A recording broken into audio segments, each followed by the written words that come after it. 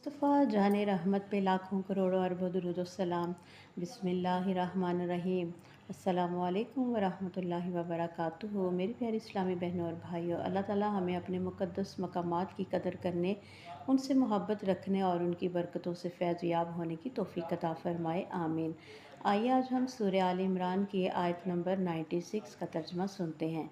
तर्जमा: बेशक सबसे पहला घर जो लोगों के लिए मुकर्रर किया गया वही है जो मक्का में है, जो बाबरकत है और तमाम जहानों के लिए हदायत है। तफसीर: इस आयत में अल्लाह ताला खाना काबा की अज़मत बयान फरमा रहे हैं।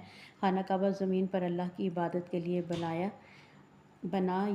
जाने वाला सबसे पहला घर है।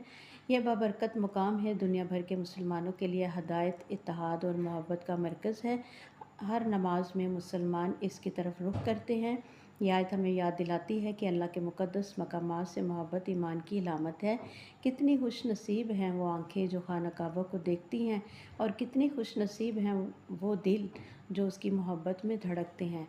हदीस से मुबारक, रसूलुल्लाह सल्लल्लाहु अलैहि वसल्लम ने फरमाया, एक उम्रा दूसरे उम्रे तक के गुनाहों का कफ़ारा है, और हज मबरूर का बदला जन्नत के सिवा कुछ नहीं। सुभान अल्लाह। सही बुखारी।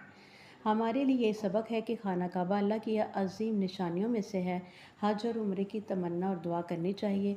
मुसलमानों का इत्तेहाद अल्लाह की इबादत पर कायम होना चाहिए। अल्लाह के मुक़द्दस शायर का एहतराम करना चाहिए।